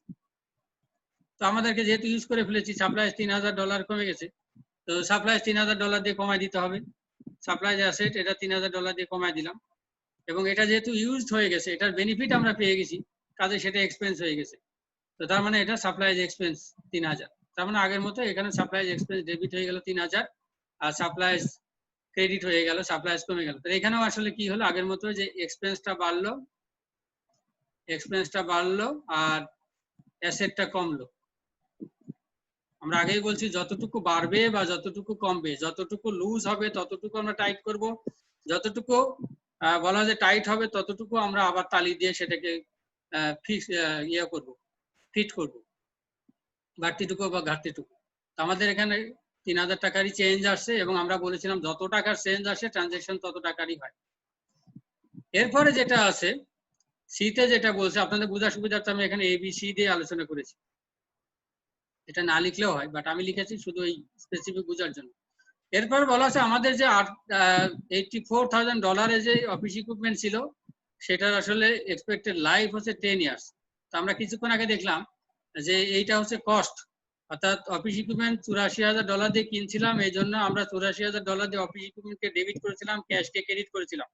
ঠিক সেই 84,000 টাকায় আমরা লেজারে নিচ্ছি, সেখান থেকে আবার ট্রায়াল ব্যালেন্স নিচ্ছি, সেই অ্যামাউন্টটা এখানে আসছে 84,000 টাকা। এটা বলা আছে 10 ইয়ার্সের। তো 10 বছরে যদি হয় তাহলে 10 দিয়ে ভাগ দিলে 1 বছরে পাবো, তাকে আবার আমরা যদি 12 দিয়ে ভাগ করি তাহলে মাসের পাবো। সেটা একটু খেয়াল করে দেখুন যে $84,000 এটাকে 10 দিয়ে ভাগ করব, 10 দিয়ে ভাগ করলে 8,400, সেটাকে আবার আমরা যদি 12 দিয়ে ভাগ করি তাহলে হবে 700। তো এই $700 আমাদের জানুয়ারি মাসে ডেপ্রিসিয়েশন হয়ে যাবে। এই কস্টটা আমরা অ্যালোকেশন করে দেবো জানুয়ারি মাসে $700। তো আমরা বলেছিলাম ডেপ্রিসিয়েশন হলে ডেপ্রিসিয়েশন এক্সপেন্স ডেবিট আর অ্যাকুমুলেটেড ডেপ্রিসিয়েশন ক্রেডিট। এখানে ইকুইপমেন্ট না লিখলেও চলে, আপনারা অ্যাকুমুলেটেড ডেপ্রিসিয়েশনের পরে লিখবেন ইকুইপমেন্ট। তো এটা কয়েকবার বলা হয়েছে, এটাও আশা করি আপনারা বুঝতে পেরেছেন। এরপরে যেটা দেখবো সেটা হচ্ছে the farm collected 6 months rent in advance on January 1। বলা হচ্ছে যে এই ফার্মটা সিটি রিয়েল এস্টেট ফার্ম, এটা তারা কি করছে, জানুয়ারির 1 তারিখে 6 মাসের ভাড়া নিয়েছে। তো 6 মাসে ভাড়া নেওয়াতে আমরা বলি যে আমাদের অ্যাকাউন্টিং পিরিয়ড যেহেতু 1 মাস, 6 মাসে ভাড়া নিলে সেটা আনআর্নড হবে। সেই আনআর্নডটা যে সেই ভাড়াটা সেটা বলা হচ্ছে 30,000। এই $30,000 সেটা হচ্ছে বলা হচ্ছে 6 মাসের। তো আমরা যখন জানুয়ারি মাস শেষ হয়ে যাবে, তার মানে 1 মাসের সার্ভিস আমরা তাদেরকে দিয়ে দেবো। 1 মাসের সার্ভিস যেহেতু দিয়ে দেবো, তখন আর আমাদের সেটা কিন্তু আর আনআর্ন থাকবে না, তখন আর্ন হয়ে যাবে, তখন জায়েজ হয়ে যাবে, তখন সেটা রেন্টাল ফিজ আর্ন, বা শুধু রেন্টাল রেভিনিউ বা রেন্টাল ফিজও লিখতে পারতাম। তো তার মানে আমাদেরকে যে এই যে 30,000 টাকা অ্যাডভান্স নেওয়াতে লায়াবিলিটি ছিল, আমরা এই ডেটে লিখে রাখছিলাম যে এই জানুয়ারি 1 তারিখে যে ক্যাশ ডেবিট আর আনআর্ন রেন্টাল ফি ক্রেডিট এটা লিখেছিলাম। বাট জানুয়ারি 31 তারিখে গিয়ে আমাদের আনআর্ন রেন্টাল ফি এই লায়াবিলিটিটা কমে যাবে। তো আনআর্ন রেন্টাল ফি লায়াবিলিটি কমে 5,000 টাকা লায়াবিলিটি কমে গেল। যেহেতু এটা ছিল 6 মাসের, এটাকে 6 দিয়ে ভাগ দিলে হয় 5,000। এটুকু বলা না থাকলে, পরের এইটুকু যদি বলা নাও থাকতো যে পার মান্থ 5,000, তবু আপনাদের শুধু এই 6 মাসের অ্যাডভান্স বলা থাকলেও আপনাদের ধরে নিতে হবে এটা যেহেতু 6 মাসের অ্যাডভান্স, আমরা যেহেতু 1 মাসের করতেছি, তার মানে এটাকে 6 দিয়ে ভাগ দিলেই আমরা 1 মাসের বের করবো। তাহলে 30,000-কে 6 দিয়ে ভাগ দিলে 5,000, সেই 5,000 আমাদের কি হয়ে গেল, এটা রেভিনিউ আর্ন হয়ে গেল আমরা সার্ভিস দেওয়ার কারণে। 6 মাসের অ্যাডভান্স নিয়েছিলাম, কিন্তু জানুয়ারি মাসে সার্ভিস দেওয়ার কারণে জানুয়ারি মাসের শেষে গিয়ে আমরা দেখবো যে না, আমরা লায়াবিলিটি আর তাদের কাছে $30,000 নেই, আমরা তাদের কাছে এখন আর $25,000 লায়াবিলিটি আমাদের আছে। $5,000 কমে গেছে, 5,000 টাকা রেকর্ড করে রাখলাম। অটোমেটিক্যালি এখন যদি আমরা অ্যাডজাস্টেড ট্রায়াল ব্যালেন্স করি, অর্থাৎ এই 5,000 এই 30,000 সাথে যদি অ্যাডজাস্ট করি, তখন অটোমেটিক্যালি আমাদের ট্রায়াল ব্যালেন্সে 25,000 চলে যাবে, যেটার নাম হচ্ছে অ্যাডজাস্টেড ট্রায়াল ব্যালেন্স।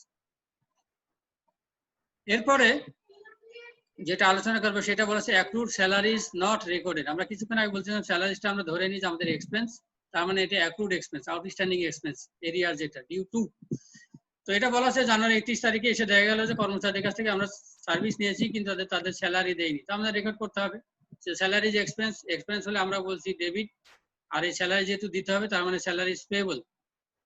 তো এই 3600 আছে।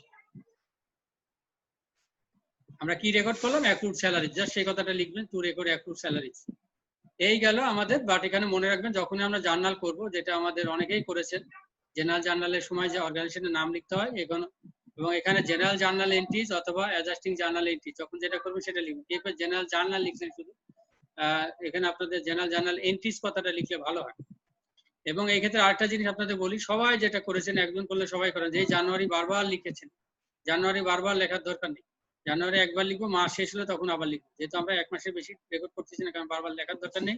2020 আমরা বারবার লিখবো না। তো ঠিক আমি এখানে যেভাবে করেছি চেষ্টা করবেন এইভাবে, শুধুমাত্র জেনারেল জার্নালের ক্ষেত্রে এখানে আমরা জেনারেল জার্নাল এন্ট্রি লিখব। এই গেল আমাদের অ্যাডজাস্টিং জার্নাল এন্ট্রি। এরপরে এগুলো আমাদের কাইছর বইতেও আছে, আপনারা দেখে নিন। এই উদাহরণটা নেই, বাট ওই আলোচনাগুলো আছে। এরপর আরো কিছু অ্যাডজাস্টিং জার্নাল এন্ট্রি আছে যেটা আসলে বাস্তবে আছে, কিন্তু আমাদের কাইছর বইতে নেই, বাট আমাদের অনেক সময় লাগে এগুলো করতে। সেটা হচ্ছে, যেমন আমরা যদি বলি, আলোচনা করে যাই, সেটা হচ্ছে যে আমাদের যদি অ্যালাউন্স ফর ব্যাড ডেটস বলা হচ্ছে, আপনি কাস্টমারদের কাছে, বিভিন্ন কাস্টমারদের কাছে 11,000 টাকা পাবেন, সেখান থেকে আপনি ধরে নিচ্ছেন যে আসলে 10% নাও পেতে পারেন, আপনি রিজার্ভ করে রাখতেছেন, আপনি প্রভিশন রাখতেছেন। এখন আমরা বলি, আগে বলা হতো রিজার্ভ বা প্রভিশন, এখন বলা অ্যালাউন্স। আপনি অ্যালাউন্স করে রাখলে সেটা বলা হচ্ছে যে ব্যাড ডেট এক্সপেন্স, যেটা আনকালেক্টেবল বা আনকালেক্টেবল অ্যাকাউন্টস, সেই এর 10%, 11,000 10%, আপনি তাহলে ধরে নিলেন যে ব্যাড ডেটস এক্সপেন্স হচ্ছে 11,000, আর অ্যালাউন্স ফর ডাউটফুল ডেটস 1,100। তো এখানে আপনার এই যে কালেক্টেবল যেটা ছিল সেটা আসলে কমে গেল, এখানেও কন্ট্রা অ্যাসেটের মতো লায়াবিলিটি আমরা বলতে পারি, সেটা বেড়ে গেল। ঠিক একইভাবে এটাকে যদি আপনি আবার রাইট অফ করে দেন, যে আমি একেবারে পাবো না, এটা কিন্তু আশা করতেছেন, এখানে অ্যালাউন্স করে রাখতেছেন হয়তো পাবো না, সেই ক্ষেত্রে এটা। কিন্তু যখন বলছেন একদম রাইট অফ, যে না আর মাস্তান পাটায় হালখাতা করেও আর সম্ভব না, এটা একেবারে নাম ডিলিট করে দিবেন, এরকম টাকা পয়সা যে 500 টাকা আর আমি একেবারে মনে আর পাবো না, একদম নিশ্চিত ভাবে জানছেন যে 500 টাকা আর পাবেন না, তখন আপনাদেরকে রেকর্ড করতে হবে সেই অ্যাকাউন্টিং পিরিয়ডে, যেই পিরিয়ডে আপনি রাইট অফ করবেন সেই পিরিয়ডে লাস্ট ডেটে গিয়ে। এই জন্য আমি লাস্ট ডেট লিখছি। সেই ক্ষেত্রে আমরা কি করব, আমরা অ্যাকাউন্ট রিসিভেবল বা কাস্টমার, সেই কাস্টমারের কাছে অ্যাকাউন্ট পাওনা টাকাটা কমে যাবে, ওটা পাবো না, এই জন্য সেই কাস্টমারকে আমরা ক্রেডিট করবো, বা আমরা অ্যাকাউন্ট রিসিভেবল লিখে একাধিক কাস্টমার হলে সেখানে সেটা ক্রেডিট করবো, আর এক কাস্টমার হলে সেখানে এই কাস্টমারের নাম লিখে দিতাম। তো এটা গেল, এইরকমও আমাদেরকে অ্যাডজাস্টিং করতে হয়। এরপরে আরো আছে যে অনেক সময় হয় যে আমাদেরকে সারা অ্যাকাউন্টিং পিরিয়ড শেষে ইনকাম ট্যাক্স আমাদেরকে রিটার্ন সাবমিট করতে হয়। আমরা যখন ইনকাম ক্যালকুলেশন করি তার উপরে আমার ট্যাক্স লায়াবিলিটি যেটা আমরা বলে থাকি, সেই ট্যাক্স লায়াবিলিটি তো আমাদেরকে নভেম্বরের দিকে গিয়ে বা ডিসেম্বরে, বা কোম্পানি যদি হয় তারা যদি জুনের শেষে গিয়ে করে, সেখানে কিন্তু তাদের কি করতে হয়, ইনকাম ট্যাক্স এটা পে করতে হয়, এটা এক্সপেন্স, কোম্পানির জন্য, অর্গানাইজেশনের জন্য এক্সপেন্স। সেটা যখন আমরা এস্টিমেট করবো, যদি এটা এমন হয় যে 5,000 টাকা, তাহলে সেটা আমাদের জন্য এক্সপেন্স। আমরা জানি যে কোনো এক্সপেন্স বকেয়া হলেই এক্সপেন্সটা ডেবিট, আর সেই এক্সপেন্সের সাথে আমরা পেয়েবল লাগাবো। কিছুক্ষণ আগে যেমন স্যালারিজ পেয়েবল ছিল, স্যালারিজ পেয়েবল লাগাইছিলাম।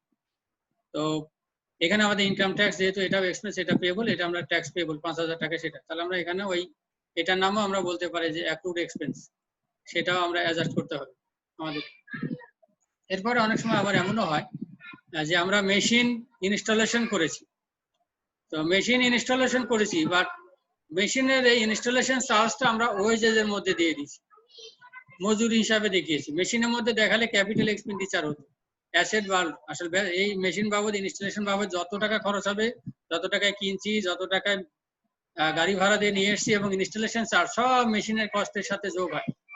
মেশিনের সাথে যোগ না হয় সেটা আমরা মজুরি হিসাবে দেখায় দিয়েছি, অর্থাৎ ক্যাপিটাল এক্সপেন্ডিচার না দেখায় রেভিনিউ এক্সপেন্ডিচার দেখায়। তো সেটাও আমাদেরকে আসলে রেকটিফাই করা বা এখানে অ্যাডজাস্ট করতে হবে। তো তার মানে আমাদেরকে এটা যদি রেকটিফাই করতে হয়, তাহলে আমাদেরকে মেশিনটাকে বাড়াই দিতে হবে, ওই কস্টটা মেশিনের মধ্যে দিয়ে আমাদেরকে ওয়েজেস থেকে কমাই দিতে হবে। এমন যাই হোক, ওয়েজেস থেকে কমালে ওয়েজেসটা এক্সপেন্স, ওয়েজেস এখানে আমাদের এক্সপেন্স কমে যাবে ক্রেডিট, আর মেশিন অ্যাসেটের মধ্যে ঢুকালে অ্যাসেট বাড়বে, সেই ক্ষেত্রে এটা হয়ে যাবে ডেবিট। তার মানে আমরা দেখলাম এখানে আমাদের অ্যাসেট বেড়ে ডেবিট হয়ে যাবে, আর এক্সপেন্স কমে ক্রেডিট হয়ে যাবে। অনেক সময় এমন হয় যে আমাদের কোন একটা মেশিন রিপেয়ার করেছি, তো মেশিনের রিপেয়ার এক্সপেন্স যেটা, সেটা আবার রিপেয়ার এক্সপেন্স হিসাবে না দেখে সেটা আবার কি করেছি, ইউজ করার পরে রিপেয়ার করেছি, সেটা আবার মেশিনের মধ্যে দেখাই দিয়েছি। তো সেটা বলেছে আমরা রিপেয়ার এক্সপেন্স হিসাবে যদি দেখাই তাহলে রিপেয়ার এক্সপেন্স হিসাবে দেখাবো, আর মেশিনের মধ্যে দেখাইছিলাম মেশিন থেকে বের করে মেশিনটাকে কমায় দেখাতে, তাহলে এক্ষেত্রে আমরা দেখবো যে অ্যাসেটটা কমে যাবে, এজন্য ক্রেডিট হয়ে যাবে। আর রিপেয়ার এক্সপেন্স হিসাবে যদি আলাদা দেখাতে চান রেভিনিউ এক্সপেন্ডিচার হিসাবে, তাহলে সেই এক্সপেন্ডিচার বাড়বে। এভাবে আমরা অনেক সময় হয় যে আমাদেরকে এটা অ্যাডজাস্ট করতে হয়। এরপরে আরো কিছু অ্যাডজাস্টিং এন্ট্রি আছে, সেটা হয় যে আপনার ডিভিডেন্ড ডিক্লেয়ার করেছেন। কোম্পানি হলে কোম্পানি আমরা জানি public limited company dividend declare করে, কোম্পানি শেয়ার হোল্ডারদেরকে প্রফিটের একটা পার্সেন্টেজ ডিভিডেন্ড ডিক্লেয়ার করছে, তো আপনাকে তো এটা দিতে হবে, ডিভিডেন্ড তো আপনার এক্সপেন্স, তো এটাও অ্যাক্রুড এক্সপেন্স আগের মতো ইনকাম ট্যাক্সের মতো। সেখানে আপনার তাহলে ডিভিডেন্ড এক্সপেন্স ডেবিট আর ডিভিডেন্ড পেয়েবল, ওখানে যেমন ইনকাম ট্যাক্স এক্সপেন্স ডেবিট বা salary expense debit, salaries payable, income tax payable, এখানেও এরকম, যেহেতু এটাও একটা এক্সপেন্স, এটা এরিয়ার আছে, জাস্ট এক্সপেন্সটাকে আমরা ডেবিট করে পেয়েবল লাগাই দেবো সেটার সাথে, কিছুক্ষণ আগে বলছেন, তাহলে এটাও আমাদের অ্যাক্রুড বা আউটস্ট্যান্ডিং এক্সপেন্স। এরপরে আরো হতে পারে এরকম যে আপনার আগুনে আপনার মাল পুড়ে গেছে, গুদামে আগুন ধরে গেছে এবং ইন্স্যুরেন্স কোম্পানি আপনাকে পার্শিয়ালি কিছু ক্লেইম আপনাকে দিতে চেয়েছে, ঠিক আছে, আপনার 50,000 টাকার ধরুন আপনার 5 লাখ টাকার মাল পুড়ে গেছে, তো 5 লাখ টাকার মাল পুড়ে গেছে, অত ইন্স্যুরেন্স কোম্পানি বলছে আমরা 3 লাখ টাকা দেবো। তো তার মানে আপনি বুঝতে পারতেছেন আপনার এই 3 লাখ টাকা দেবো, তো ইন্স্যুরেন্স কোম্পানির কাছ থেকে আপনার রিসিভেবল কত, এই 3 লাখ, আর আপনার কস্ট অফ গুডস সোল্ড কত, কত টাকার মাল আসলে আপনি লস্ট হয়েছে, সেটা কিন্তু 5 লাখ। তো মাল কমে গেল কিন্তু 5 লাখ, তো মাল তো অ্যাসেট, সেটা কমার কারণে আমরা ক্রেডিট করলাম 5 লাখ, আর ইন্স্যুরেন্স কোম্পানির কাছ থেকে পাবো পেলে সেটার নাম বলে রিসিভেবল, সেটা হচ্ছে 3 লাখ, আর অ্যাকচুয়ালি আসলে লস হয়ে গেল আমাদের এখানে 2 লাখ। আমরা বলেছিলাম লস বাই এক্সপেন্স, এটা সবসময় ডেবিট। তো যখন আগুনে পুড়ে যায় হয় সেই ক্ষেত্রে আমাদেরকে আবার অ্যাকাউন্টিং পিরিয়ডে ওই সময় আমাদেরকে এটাও রেকর্ড করতে হয়, এগুলোকে আমরা বলি অ্যাডজাস্ট করা, কারণ যে টাকার মাল ছিল, ওই যে 5 লাখ টাকার মাল ছিল, সেই মাল কিন্তু আসলে নেই।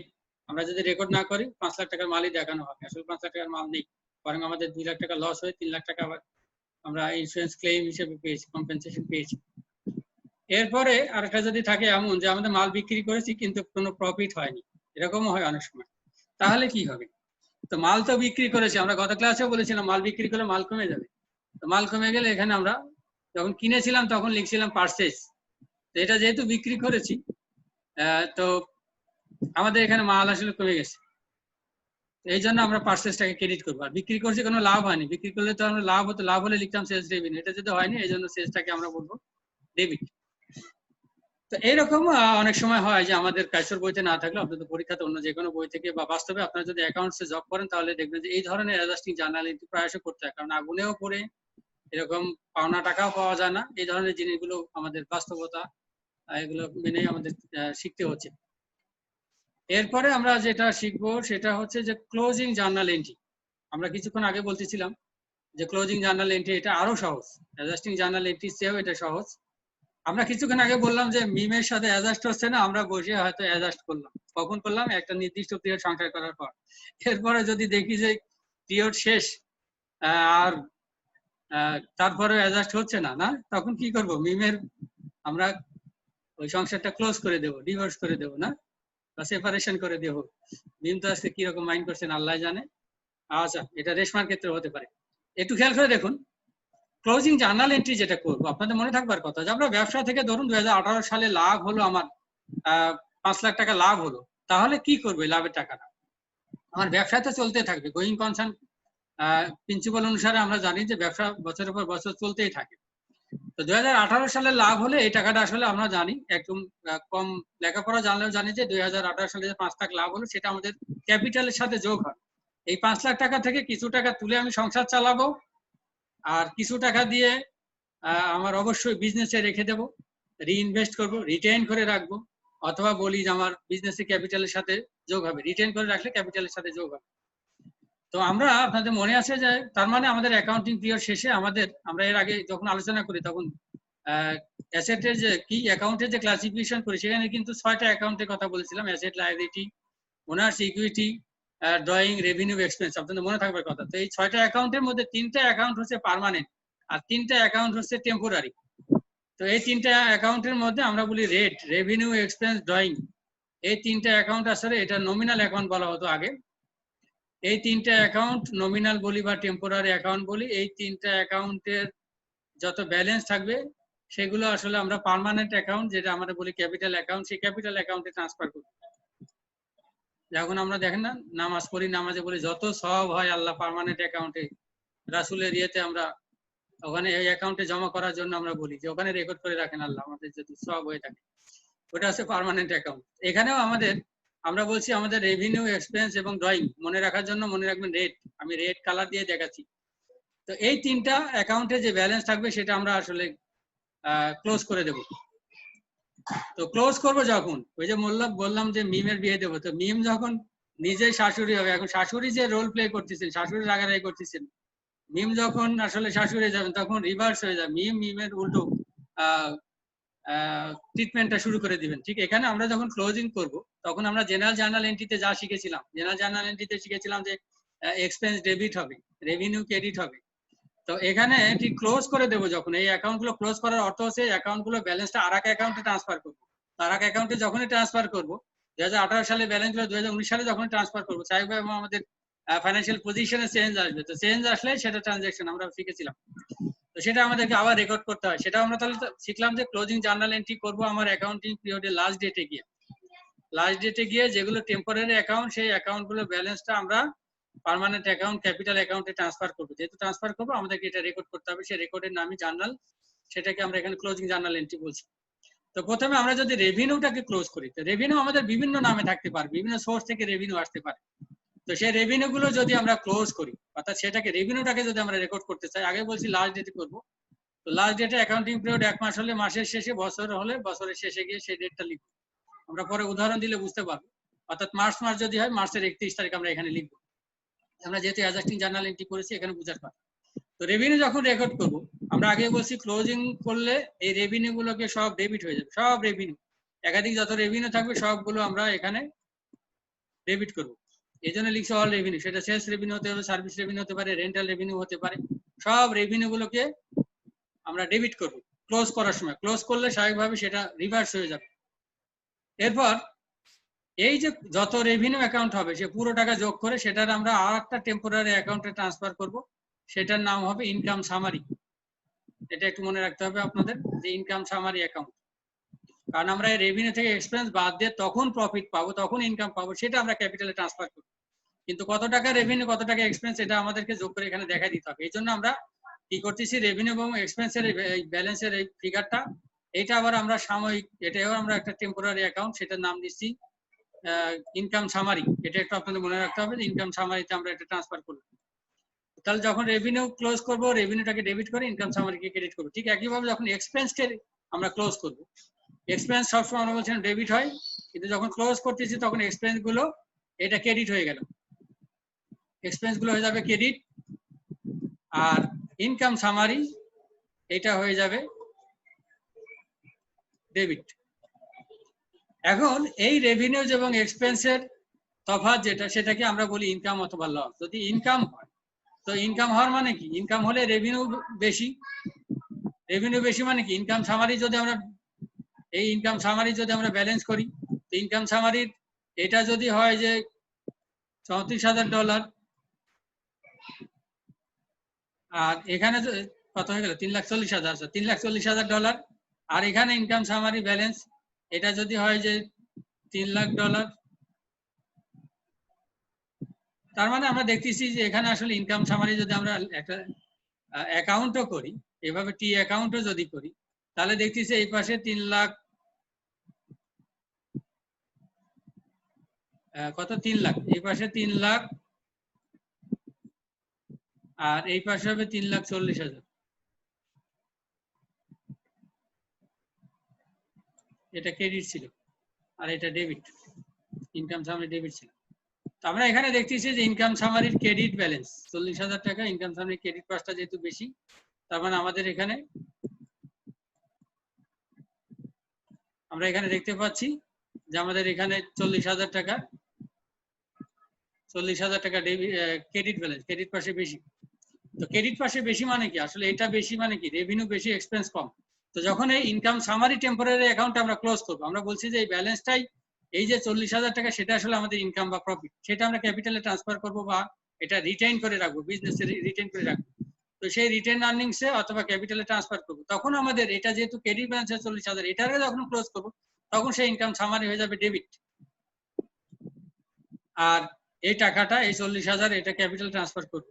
উদাহরণ দিলে পরে হয়তো আরো ক্লিয়ার হয়ে যাবে। বাট লস হলে উল্টোটা হবে, লস হলে ইনকাম সামারি এইটাই হয়ে যাবে, অর্থাৎ এটাই যদি বেশি হয়, অর্থাৎ ডেবিট ব্যালেন্স যদি হয়, তাহলে ইনকাম সামারি ক্লোজ করলে তখন সেটা ক্রেডিটে চলে যাবে, আর বাকি টাকাটা সেটা আমাদের রিটেন আর্নিংসে ট্রান্সফার করবে।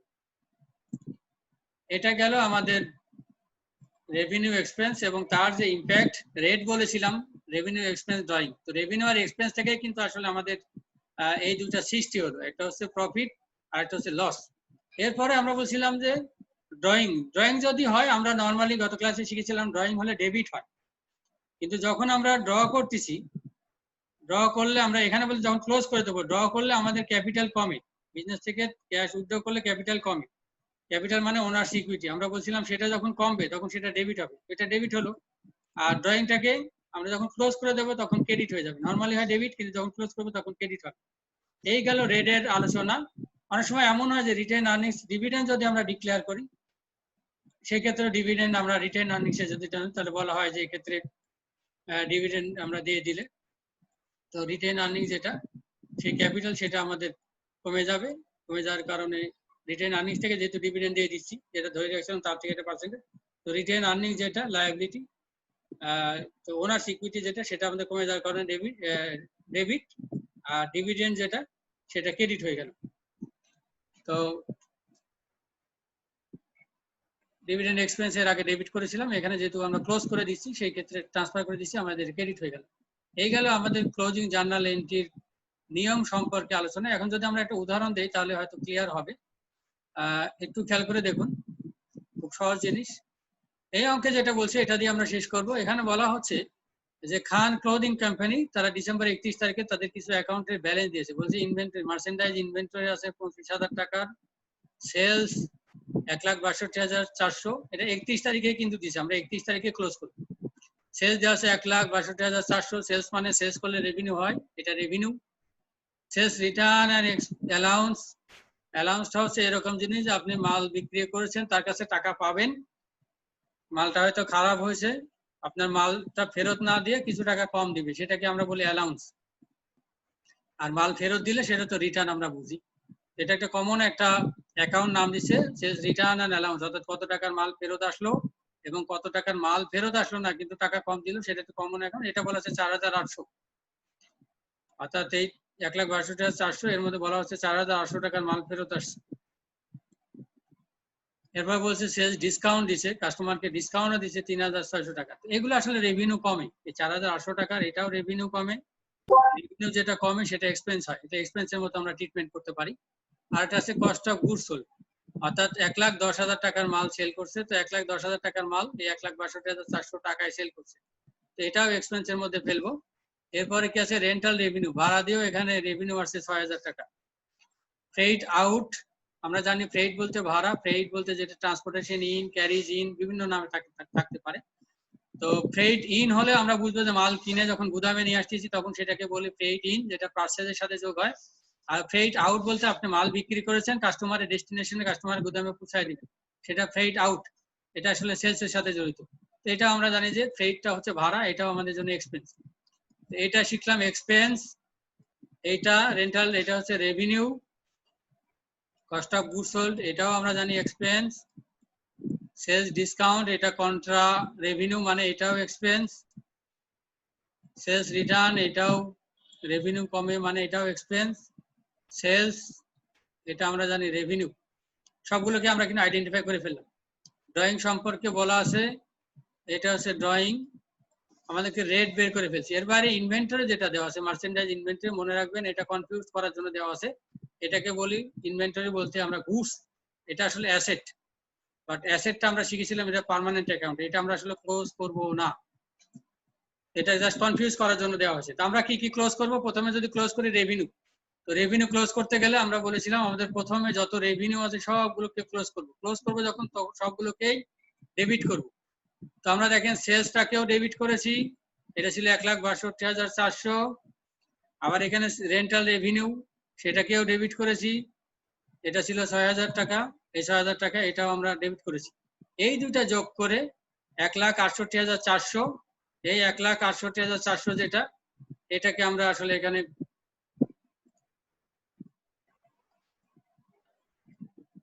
এই 1,68,000 টাকা যোগ করে অত টাকাকে আমরা টেম্পোরারি অ্যাকাউন্ট ইনকাম সামারি সেখানে ক্রেডিট করলাম।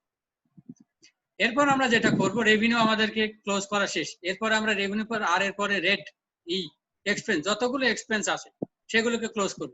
তো এক্সপেন্স আমরা দেখেন এখানে প্রথমে আমাদের কস্ট অফ গুডস সোল্ড, এই যে কস্ট অফ গুডস সোল্ড ছিল 1,10,000, সেই 1,10,000 কে ক্রেডিট করেছি। আমরা শিখেছি যে এক্সপেন্স ক্লোজ করার সময় সব ক্রেডিট হয়ে যাবে। আপনারা ইনকাম সামারির এই ফিগারটা আগে লিখবেন না, আগে এইগুলো লিখে ফেলবেন, এক্সপেন্স গুলো আগে লিখবেন। কস্ট অফ গুডস সোল্ড, তারপরে বলা হয় যে sales returns, sales discounts, freight out, এগুলো সব এক্সপেন্স। রেন্টাল এক্সপেন্স মানে rent expense, salaries and wages expense. এখানে কিন্তু আমি এক্সপেন্স কিন্তু এভাবে আপনাদেরকে দেখিয়েছিলাম কোনটা কোনটা এক্সপেন্স। আপনাদেরকে এগুলো শিখতে হবে এবং আপনাদের গ্যারিসনের বইতে শুরুতে দেখবেন এই চার্ট অফ অ্যাকাউন্টস দেওয়া আছে। গত ক্লাসে কে জন্য জিজ্ঞাসা করেছিলেন, সেখানে উত্তর দিয়েছিলাম যে শুরুতে chart of accounts, list of account দেওয়া আছে। তো এরপরে আমরা এই ক্রেডিট করার পরে তারপরে এই অ্যামাউন্টটা যোগ করি, এই পুরো অ্যামাউন্টটা আমরা যোগ করব। যত এক্সপেন্স আছে সবগুলো এক্সপেন্স গুলো যোগ করে আমরা বলবো যে 1,51,000 টাকার খরচ আমরা আসলে ক্লোজ করে দিচ্ছি। তো এখানে আমরা দেখলাম যে রেভিনিউ হলো 1,68,400 আর এক্সপেন্স হলো 1,51,000। তো তার মানে আমরা বুঝতেছিলাম যে রেভিনিউ বেশি, এক্সপেন্স কম। তো এটা যদি আমরা ডিফারেন্স বের করি তাহলে 17,400 এটা আসলে আমাদের লাভ হয়েছে। লাভ হলে আমরা বলি লাভ হলে ক্যাপিটাল বাড়ে, আর শিখেছিলাম যে ক্যাপিটাল বাড়লে ক্যাপিটাল ক্রেডিট। এই 17,400 ক্যাপিটাল কিন্তু বাড়লো। এই টাকাটাই আসলে আমরা বলেছিলাম যে 17,400 যদি লাভ হয় তাহলে আমরা কি করবো, ক্যাপিটালে ট্রান্সফার করবো, রিটেইন করে রাখবো। তো আমরা ক্যাপিটালে ট্রান্সফার করার ক্যাপিটাল বাড়ার কারণে ক্যাপিটাল বাড়লে ওনারশিপিতে বাড়লে ক্রেডিট আমরা শিখেছিলাম, এটা করলাম। আর এখানে এই যে ইনকাম সামারির আমাদের আসলে ক্রেডিট পাশে ছিল বেশি, ডেবিট পাশে কম, তার ক্রেডিট ব্যালেন্স ছিল। তো এই ইনকাম সামারিকে যখন আমরা ক্লোজ করে দিচ্ছি তখন এটা ডেবিট হয়ে যাচ্ছে। তার মানে ইনকাম সামারিকে 17,400 দ্বারা ডেবিট করব, আর ক্যাপিটাল বাড়ার কারণে ক্যাপিটাল ট্রান্সফার কারণে আমরা এখানে টু ক্লোজও লিখতে পারি, টু ট্রান্সফারও লিখতে পারি। এখানে লিখবো টু ক্লোজ রেভিনিউ অ্যাকাউন্টস, এখানে লিখবো টু ক্লোজ এক্সপেন্স অ্যাকাউন্টস, এখানে to close net income to capital অথবা to transfer net income to capital. যদি লস হতো তাহলে আমরা ক্যাপিটালকে ডেবিট করতাম আর ইনকাম সামারিকে ক্রেডিট করতাম। ঠিক এটা রিভার্স করতাম, এটা উল্টোটা করতাম যদি লস হতো, অর্থাৎ এটাই যদি বেশি হতো আর এটাই যদি কম হতো। এরপরে আমরা যেটা করব তাহলে আর ই গেল এবং তার ইম্প্যাক্টটা আর এবং ইম্প্যাক্টটা সেটা ইনকামে গেল, সেটা আমরা দেখালাম। এরপরে যেটা করব সেটা হচ্ছে যে আমাদের এখানে একটা ড্রয়িং এর ফিগার ছিল, আপনাদের মনে আছে ড্রয়িং ছিল 2,900। এই 2,900 আমাকে রেকর্ড করতে হবে, ক্লোজ করতে হবে। তো আমরা শিখেছিলাম জেনারেল জার্নালের সময় যে ড্রয়িং যখন করব, ড্রয়িং এর সময় আমরা বলছি এটা কিন্তু একদম শেষের ফিগার, এটা কিন্তু ওই ডেটের ফিগার না, আমরা ওই মাসের ট্রানজাকশনের শেষে গিয়ে। তো বলা যায় ড্রয়িং যখন আমরা করেছিলাম তো ড্রয়িং সবসময় ডেবিট হয়, যখন ক্লোজ করব লাস্ট ডেটে এসে তখন আমাদের ড্রয়িংটা হয়ে যাবে ক্রেডিট। তো ড্রয়িংটা ক্রেডিট হয়ে গেল। আর ড্র করলে ক্যাপিটাল কমে, কিছুক্ষণ আগে বলতেছিলাম। এই এখানে দেখলাম যে লাভ হলে ক্যাপিটাল বাড়ে, ক্যাপিটাল বাড়লে করলাম ক্রেডিট, আর টাকা তুলে নিলে ক্যাপিটাল কমে, এই জন্য করলাম ডেবিট। তো এইভাবে আমরা তাহলে দেখলাম যে ড্রয়িং এর কারণে ড্রয়িং এর ক্ষেত্রে এখানে রিভার্স হয়ে যাবে, যে মিমের ক্ষেত্রে যেরকম বলছিলাম এখানে আমাদের রিভার্স হয়ে ড্রয়িং ক্রেডিট হয়ে গেল, আর ড্র করলে ক্যাপিটাল কমে ডেবিট হয়ে গেল। বলা হচ্ছে যে এই মার্চেন্ডাইজ ইনভেন্টরি যেহেতু অ্যাসেট সেটা আমরা এখানে ক্লোজ করলাম না, ওটা পার্মানেন্ট অ্যাকাউন্ট। এই ক্ষেত্রে আপনি একটু নোট দিয়ে দিতে পারেন যে মার্চেন্ডাইজ ইনভেন্টরি এটা আসলে অ্যাসেট হওয়ার কারণে ক্লোজ করিনি আমরা, যেহেতু এটা পার্মানেন্ট অ্যাকাউন্ট। আর আরেকটা বিষয় যেটা সেটা হচ্ছে যে আমরা এখানে যে সেলস রিটার্ন, সেলস ডিসকাউন্ট ছিল আপনাদের মনে আছে, সেটা আমরা এইভাবে এক্সপেন্স হিসাবে না দেখাও করতে পারতাম। এই যে সেলস রিটার্ন এবং সেলস ডিসকাউন্ট, এই 4,800 এবং 3,600, এটা আমরা কি করতে পারতাম, এই সেলস থেকে এই যে 1,62,400 এখান থেকে এই টাকাটা বাদ দিয়ে নেট সেলস হিসাবে আমরা এখানে ক্লোজ করে দেখাতে পারতাম, সেটা এটা করা যায়। বাট আমরা এখানে এক্সপেন্স হিসাবে দেখালেও একই ট্রিটমেন্ট আসবে। আপনাদের কাইসর বইতে এখানে এক্সপেন্স হিসাবে দেখানো আছে, কিছু কিছু বইতে দেখবেন যে 4,800 এবং 3,600 এই দুটা যোগ করে 1,62,400 থেকে বাদ দিয়ে সেই ফিগারটা এখানে দেখানো হয়, আর এই ফিগারটা আসলে এখানে আর দেখানো হয় না, সেটার নাম হয়ে যায় তখন নেট সেলস। তো এই গেল আমাদের আজকের যে adjusting and closing journal entry যে আলোচনা, সেই আলোচনা আশা করি আপনারা সবাই বুঝতে পেরেছেন।